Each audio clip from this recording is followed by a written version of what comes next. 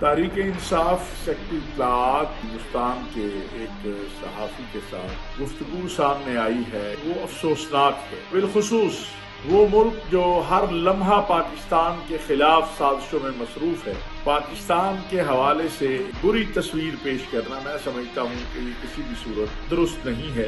حکومت کو کہنا چاہیے کہ وہ اس کی مکمل غیر جانبدارانہ تحقیقات کروائے۔ یہ قبول کیا جا سکتا ہے کہ پاکستان کے اندر سے کوئی پاکستان کے خلاف، پاکستان کے سلامتی کے اداروں کے خلاف، پاکستان کی فوج کے خلاف، پاکستان کی فوج کے سپہ سالار کے خلاف ہندوستان کی کسی فرد کو یا ادارے کو یا شخصیت کو معلومات فراہم کرے۔ آخر اس حد تک کیوں جایا گیا؟ جو حقائق ہیں وہ قوم کے سامنے آنے چاہیے۔ بسم اللہ الرحمن الرحیم، نحمدہ ونصلی ونسلم علی رسولہ الکریم۔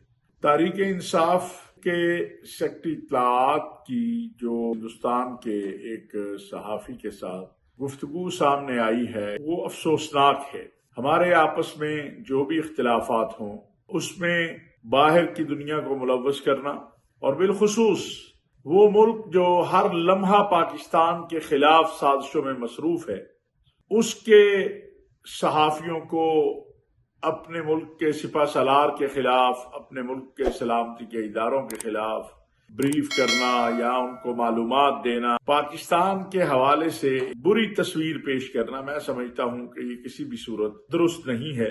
میری یہ رائے ہے کہ پاکستان کی تمام سیاسی جماعتوں کو، حکومت کو یہ کہنا چاہیے کہ وہ اس کی مکمل غیر جانبدارانہ تحقیقات کروائے، اور پاکستان کے خلاف جو دنیا میں ایک مہم شروع کی گئی، میں یہ کہوں گا کہ اس کی حقائق جو ہیں وہ قوم کے سامنے آنے چاہیے۔ نہ یہ برداشت کیا جا سکتا ہے، نہ یہ قبول کیا جا سکتا ہے کہ پاکستان کے اندر سے کوئی پاکستان کے خلاف، پاکستان کے سلامتی کے اداروں کے خلاف، پاکستان کی فوج کے خلاف، پاکستان کی فوج کے سپہ سالار کے خلاف ہندوستان کی کسی فرد کو یا ادارے کو یا شخصیت کو معلومات فراہم کرے، اور اس کا تقاضا یہ ہو کہ اس سے پاکستان کی قیادت کے خلاف مہم چلائی جائے۔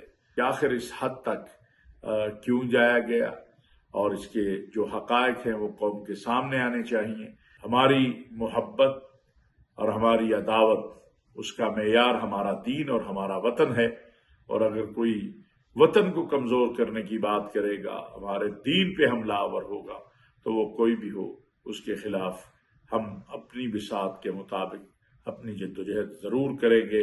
میں امید کرتا ہوں کہ وزیر اعظم پاکستان اور ملک کے مقتدر ادارے، حکومت کے تمام ذمہ داران اس حوالے سے ایسا لائے عمل اپنائیں کہ جس سے حقائق واضح ہوں، اور آئندہ کسی کو جرأت نہ ہو کہ وہ پاکستان کے اندر بیٹھ کر پاکستان کے مخالف لابیوں کا ہم نوا بن کر ان کے لیے معلومات پاکستان سے فراہم کرے، یا ان کو کہے کہ وہ پاکستان کے خلاف، پاکستان کی قیادت کے خلاف، فوج کے خلاف مہم چلائے۔